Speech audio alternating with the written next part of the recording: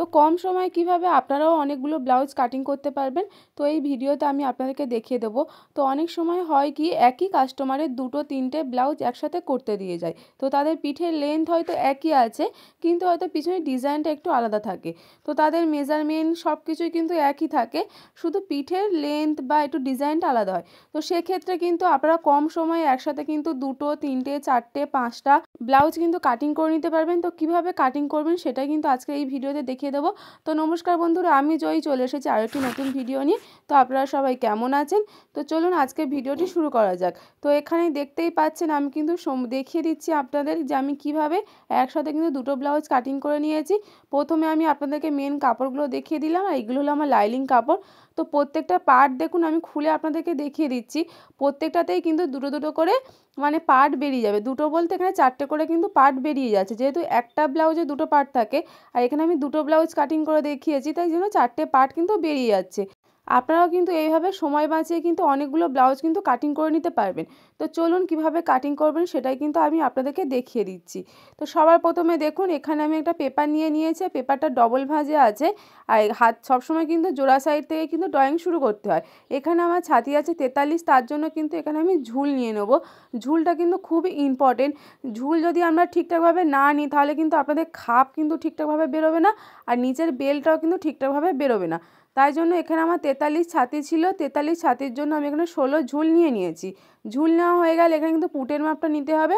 তো পুটের মাপটা আপনারা কীভাবে নেবেন সেটা এখানে ডিটেলসে ভেঙে দেখিয়ে দিচ্ছি। দেখুন এখানে আমি একটা চৌকো পিঠ ধরে দেখিয়ে দিচ্ছি। তো সবার প্রথমে এখানে লিখে নিচ্ছি পুট। পুট এখানে আমার আছে 15.5, আর এখানে আমার পিঠের লেন্থ আছে 10। তো দুটো লিখে নিয়েছি। এবার আপনাদের পুট যা থাকবে তাকে সরাসরি হাফ করে নেবেন। যেহেতু আমরা কাটিংটা দু ভাঁজে করি সেই জন্য এখানে হাফ করে নিতে হবে। তো এখানে আমরা হাফ করে নিলে হবে 7.5 ইঞ্চি 2 সুত। তারপরে আপনাদের পিঠ যখন 1 থেকে 3-এর মধ্যে হবে তখন মানে পুটটা ভেঙে যা হয়েছে সেই মাপটা নিয়ে নেবেন। তারপরে পিঠের লেন্থ এখানে 2 সুত মানে 2 ইঞ্চি 2 ইঞ্চি করে বাড়বে। যখন 5 হবে তখন 7.5, যখন 7 হবে তখন 6.5 ইঞ্চি 2 সুত, যখন পিঠের লেন্থ 9 হবে তখন সেটা চলে আসবে 6.5 ইঞ্চিতে। কিন্তু এখানে আমার পিঠের লেন্থ আছে 10, তো 10-এর জন্য এখানে আমি 2 সুত কমিয়ে নেব। 2 সুত কমিয়ে এখানে আমি 6 ইঞ্চি 2 সুত নিয়ে নেব। তো আপনারাও কিন্তু একই নিয়মে পুটটা ভেঙে নিতে পারেন। যদি চেঞ্জ হয় এখানে আপনাদের পুটের মেজারমেন্টটা চেঞ্জ হবে আর পিঠটা চেঞ্জ হবে, সূত্র কিন্তু একই থাকবে। মানে আপনাদের পিঠ যত বাড়বে তত কিন্তু পুট এখানে 2 সুত 2 সুত করে কমে আসবে। তো দেখুন এখানে আমার পিঠ ছিল 10, মানে পিঠের যে লেন্থটা আছে সেটা 10 আছে, তার জন্য এখানে আমি পুট নিয়ে নেব 6 ইঞ্চি 2 সুত। পুটের পরে কিন্তু এখানে মোহরার জন্য মাপটা নিয়ে নিতে হবে।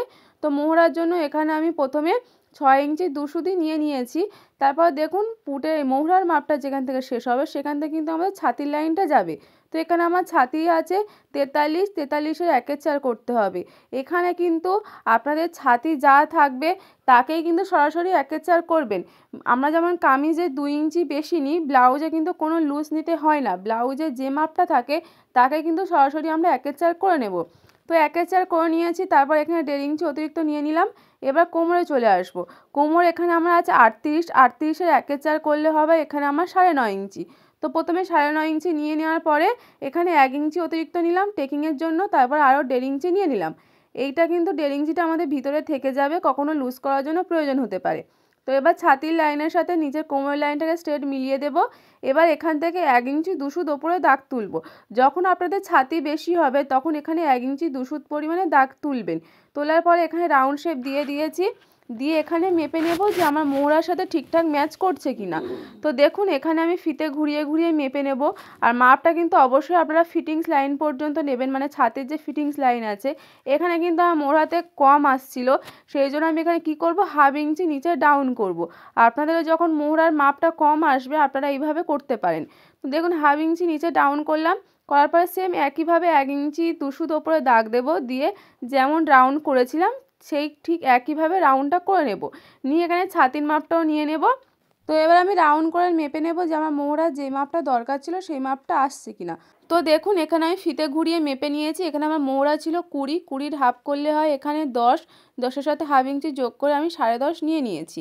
তো এখানে বললাম আমার ছাতিটা হেলদি আছে, মানে ছাতিটা অনেকটা বেশি আছে 43, তাই জন্য মৌরাটাও একটু বেশি আছে। এবার ওপরের মৌরাটা কিন্তু কেটে দেবো। আর এখানে মৌরার আমি একটাই শেপ দেবো, যেহেতু আমার একটু ডিপ পিট হচ্ছে, ডিপ পিটে আপনারা একটাই শেপ দেবেন, দুটো শেপ দেওয়ার কোনো দরকার নেই। তারপর এখানে গলার চওড়া নিয়ে নিয়েছি আমি 2.5 ইঞ্চি, আর নিচে 2.5 ইঞ্চি থেকে 2 সুত বেশি নিয়ে নিয়েছি, নিয়ে এখানে বক্স করে কিন্তু একটা রাউন্ড শেপ দিয়ে দিয়েছি। এবার এখানে আমার পয়েন্টের মাপটা লাগবে। এখানে আমার পয়েন্ট আছে 11, 11-র সাথে এখানে 3 ইঞ্চি যোগ করব। তো আপনাদেরও পয়েন্ট যা থাকবে তার সাথে কিন্তু আপনারা 3 ইঞ্চি যোগ করবেন, এটাই কিন্তু সূত্র। নিলেই কিন্তু তবে আপনারা খাপের মাপটা বার করতে পারবেন, মানে যেখানে খাপটা আমাদের তৈরি হবে। তো দেখুন এখানে আমি 14 ইঞ্চিতে দাগ দিয়ে নিয়েছি। এবার নিচের যে অংশটা পড়ে থাকবে এটা হলো আমাদের বেল্টের অংশ। এবার খাপের জন্য প্রথমে এখানে একটা মাপ নিতে হবে, যেহেতু আমার ছাতি আছে 43, তার জন্য এখানে আমি 7 ইঞ্চি নিয়ে নেব। তো নিয়ে নেওয়ার পরে সামন মোহরা থেকে 2.5 ইঞ্চি ভিতরে, আর গলার কাছ থেকে আমি 5.5 ইঞ্চি নিচে একটা ডাউন করে মাপ দিয়ে দিয়েছি। ওই 3টে মাপকে কিন্তু একটা রাউন্ড শেপ করে দিতে হবে। এবার দেখুন দু সাইডে, খাপের দু সাইডে আমি 3 ইঞ্চি 3 ইঞ্চি করে দাগ দিয়ে নেব। আর এখানে এর মিডিলটা বার করে নেব। তো দেখুন ফিতেটাকে মাঝ বরাবর রেখে এখানে মিডিলটা বার করে নিয়েছি, আর দু সাইডে আমি 3 ইঞ্চি 3 ইঞ্চি নিয়েছি বলে মাঝখানে কিন্তু আমি 2.5 ইঞ্চি নিয়ে নেব। এটাও কিন্তু সূত্র, আপনারা যে কোনো সাইজের জন্য করুন না কেন এইভাবে কিন্তু করতে হবে। এবার দেখুন এখানে আমি একটা রাউন্ড শেপ করে দিচ্ছি, আর এই শেপটা কিন্তু সম্পূর্ণ হাতে মেদ দেবেন, কোনো স্কেল বা ফিতে দিয়ে মেলাতে যাবেন না, তাহলে কিন্তু আপনাদের খাপটা কিন্তু রাউন্ড হবে না, ছুঁচালো হবে। তো দেখুন এখানে আমার একদম রাউন্ড শেপ দেওয়া হয়ে গেছে। এবার এই বেল্টের অংশে কিন্তু একটা শেপ দিতে হয়, সেই শেপটা আমি 1 ইঞ্চি থেকে 2 সুত কম, মানে 1.25 ইঞ্চি ওপরে দাগ তুলে একটা শেপ দিয়ে দিয়েছি। এবার যেমনটা ড্রয়িং করা ছিল তেমনটা এখানে কাটিং করে নিয়েছি। এবার খাপটাকে বাড়িয়ে দেখাবো। এটা কিন্তু খুবই সহজ, আপনারা একটু মন দিয়ে দেখুন, তাহলে আপনারাও কিন্তু বুঝতে পারবেন। তো আমি এখানে একটা পেপার নিয়ে নিয়েছি, প্রথমে খাপের ওপরের অংশটা এখানে পিন আপ করে নিয়েছি। এবার দেখুন ফিতেটাকে আমি যেমন শেপ আছে সেই শেপ ধরে ফিতেটাকে রেখেছি, আর এখানে আমি 1 ইঞ্চি 2 সুত পরিমাণে বাড়াবো। আপনাদের ছাতি যখন 28 থেকে শুরু হয়ে যখন 39 পর্যন্ত থাকবে, তখন আপনারা দু সাইডে 1 ইঞ্চি করে বাড়াবেন। আর যখন 40 থেকে আপনাদের ছাতি হবে, তখন আপনারা দু সাইডে 1 ইঞ্চি 2 সুত পরিমাণে বাড়িয়ে নেবেন। এটা কিন্তু 48 সাইজ পর্যন্ত করবেন, তারপরে এর বেশি যখন হবে তখন আপনারা 1.5 ইঞ্চি পর্যন্ত বাড়াতে পারেন। তো দু সাইডে 1 ইঞ্চি 2 সুত পরিমাণে নিয়ে নিয়েছি, আর নিচের সাইডে দেখুন হাফ ইঞ্চি। এই হাফ ইঞ্চিটা কিন্তু কম্পালসারি, আপনারা যে কোনো সাইজের জন্য করুন না কেন।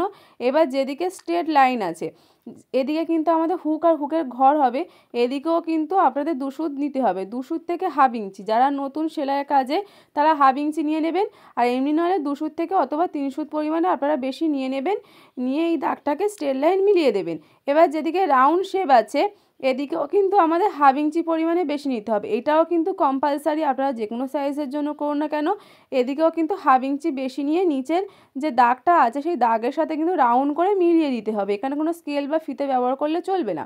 তো দেখুন খাপের ওপর অংশটা আমার বাড়ানো হয়ে গেছে। এবার নিচের যে রাউন্ড শেপটা আছে সেইটা প্রথমে মেপে নেব।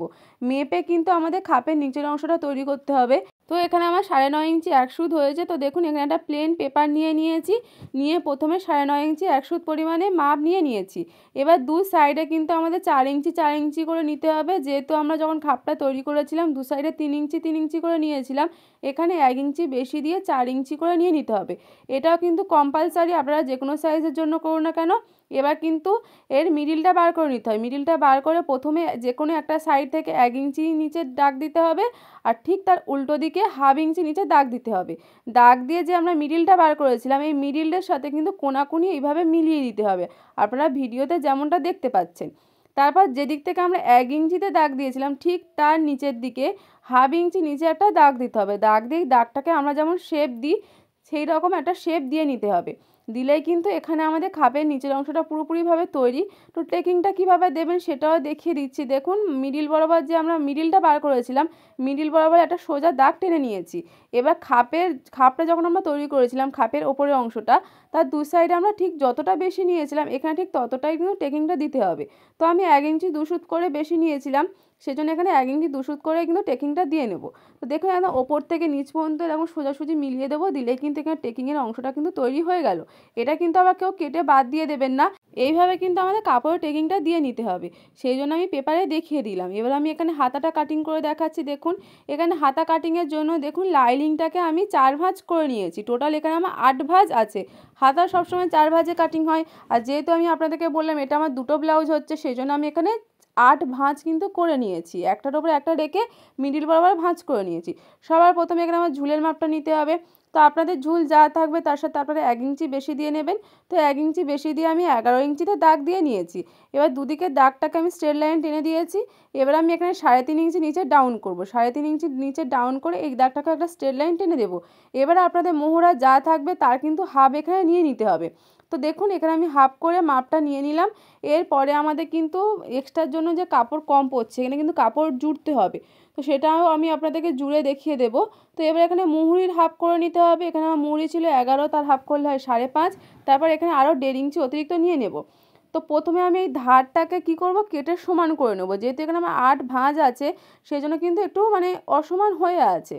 তো দেখুন এখানে যে এক্সট্রা কাপড়টা যে জুড়ছি, এটাও কিন্তু 8 ভাঁজেই কিন্তু আছে। দেখুন আমার যেমন মানে মেন কাপড় মানে লাইনিং কাপড় যেমন ছিল, এই যে এক্সট্রা যে কাপড়টা নিয়েছি সেটাও কিন্তু সেম একই রকমভাবে ভাঁজ করে নিয়েছি। 8 ভাঁজে ভাঁজ করে আমার ঠিক যতটা কম পড়ছে সেই পরিমাণে কাপড় আমি এখানে নিয়ে নিয়েছি। নিয়ে দেখুন ওভারলক করে পিন দিয়ে ভালো করে পিন করে নিয়েছি। এবার এখানে আরও 1.5 ইঞ্চি অতিরিক্ত নিয়ে নিলাম। মুহুরিতে যেহেতু 1.5 ইঞ্চি নিয়েছি, তারপর নর্মাল যেমন হাতার শেপ দেয় তো সেরকম শেপ একটা দিয়ে নিয়েছি। এইভাবে আপনারা হাতা কাটিং করলে কিন্তু আমার এখানে দুটো হাতাই কিন্তু বেরিয়ে যাবে। তো আপনারা যখন হাতা কাটিং করবেন, আপনারা যদি তাড়াতাড়ি কাটিং করতে চান তাহলে কিন্তু পেপারে একটা কাটিং করে নিতে পারেন। পেপারে কাটিং করে তারপরে এখানে আপনারা যতগুলো ব্লাউজ কাটিং করতে চান, মানে 2, 3, 4, সেরকমভাবে লাইনিংটাকে ভাঁজ করে কিন্তু কাটিং করে নিতে পারেন। আর এখানে আমার যেহেতু দুটো আছে বলে আমি আর পেপার কাটিং করিনি, আমি ডাইরেক্ট হাতাটাকে মানে কাপড়েই কিন্তু কাটিং করে নিয়েছি। তো হাতা কাটিং করার সময় একটু খেয়াল রাখবেন, অনেক বেশি ভাঁজ হয়ে গেলে কিন্তু কাটতে একটু প্রবলেম হয়। তো দেখুন এখানে এবার মেন যে আমি যে পার্টগুলো ব্লাউজের পার্টগুলো যে ডাইসগুলো তৈরি করে নিয়েছি সেগুলো এবার বসিয়ে কেটে নেব। তো আমি মেন কাপড়টা পরে কাটবো, আগে লাইনিংটাকে কিন্তু কেটে নিচ্ছি। আপনারা কি করেন অবশ্যই কিন্তু আমাকে কমেন্ট করে জানাবেন, আগে লাইনিং কাটেন না আগে মেন কাপড়টা কেটে তারপরে লাইনিং কাটেন। তো এবার দেখুন আমার এখানে যেমন ডাইস কেটেছিলাম সেইগুলো দেখুন পরপর সব বসিয়ে নিয়েছি। এবার কিন্তু এখানে আমি যেমনটা বসিয়েছি তেমনটা কিন্তু হুবহু কেটে নেব। এখানে কিন্তু আর বেশি নেওয়ার কিছু নেই। তো আপনাদের যদি কোথাও বুঝতে সমস্যা হয় বা কোনো যদি প্রশ্ন থাকে তো আমাকে অবশ্যই কমেন্ট করে জানাতে পারেন, বা আমি ডেসক্রিপশানে আমার ফেসবুক লিঙ্ক আমি দিয়ে দেবো, তো সেখানেও কিন্তু গিয়ে আমাকে কমেন্ট করতে পারেন। আমার ফেসবুক প্রোফাইলেও কিন্তু ঠিক একই নামে আছে, স্টিচ উইথ জয়ী। সেখানেও কিন্তু আমি ছোটো ছোটো রিল পোস্ট করি, ভিডিও পোস্ট করি, বিভিন্ন রকমের ব্লাউজের ফটো শেয়ার করি। তো আপনারা অবশ্যই কিন্তু ফেসবুকে আমাকে ফলো করতে পারেন। আমি ডেসক্রিপশানে ফেসবুক আর ইনস্টাগ্রাম লিঙ্ক কিন্তু দিয়ে দেবো। তো দেখুন এখানে কিন্তু আমার কাটিং করা হয়ে গেছে। তো এখানে কিন্তু আমার সমস্ত পার্টগুলো কিন্তু দুটো দুটো করে কিন্তু বেরিয়ে যাবে। যেহেতু এখানে আমার লাইনিংটা আমার আছে, মানে দুটো লাইনিং আছে, লাইনিংটাও কিন্তু আমার এখানে 2 ভাঁজ করে 4 ভাঁজ কিন্তু টোটাল আছে। এবারে বলে রাখি এখানে কিন্তু আমাদের বেল্টের অংশে বেশি নিতে হবে। খাপের ওপরের অংশ তৈরি করে নিয়েছি, নিচের অংশ তৈরি করে নিয়েছি। এবার বেল্টের যেদিকে সমান আছে, একদিকে তো সেপ আছে সেদিকে নয়, যেদিকে নিচের সমান অংশটা আছে সেদিকে কিন্তু 1.25 ইঞ্চির মতন আপনারা নেবেন। নিয়ে কিন্তু এইভাবে কিন্তু বেশি নিয়ে নিতে হবে। এটা কিন্তু কম্পালসারি, আপনারা যে কোনো সাইজের জন্য করুন না কেন এটা কিন্তু বেশি নিতেই হবে। তো দেখুন এখানে আমার সমস্ত পার্টগুলো কাটিং করা হয়ে গেল। তো ভিডিওটি আপনাদের কেমন লাগলো অবশ্যই কিন্তু আমাকে কমেন্ট করে জানাবেন। অনেক দিদিভাই আছেন যারা ভিডিওটি দেখে চলে যান, চ্যানেলটিকে সাবস্ক্রাইব করেন না, লাইক করেন না, কমেন্ট করেন না। তো তাদের কাছে রিকোয়েস্ট করব অবশ্যই চ্যানেলটিকে সাবস্ক্রাইব করবেন, আর পাশে যে বেল আইকনটা আছে ওটা অবশ্যই প্রেস করে রাখবেন। তো আপনারাও কিন্তু এই নিয়মে একসাথে কিন্তু অনেকগুলো ব্লাউজ কাটিং করে নিতে পারবেন। আপনাদের যখন একই কাস্টমার যখন ব্লাউজ করতে দিয়ে যাবে বা মাপ একই থাকবে, তো এই নিয়মে অবশ্যই একবার কাটিং করে দেখবেন, আপনাদের অনেক সময় কিন্তু মানে বেঁচে যাবে। তো দেখুন এইভাবে কিন্তু আমি কাটিং করে নিয়েছি লাইনিংগুলো। এবার এখানে আমি মেন ফেব্রিকগুলো কিন্তু কাটিং করে নেবো। আর মেন ফেব্রিকগুলো কাটার আগে কিন্তু আমি ভালো করে আয়রন করে নিয়েছি।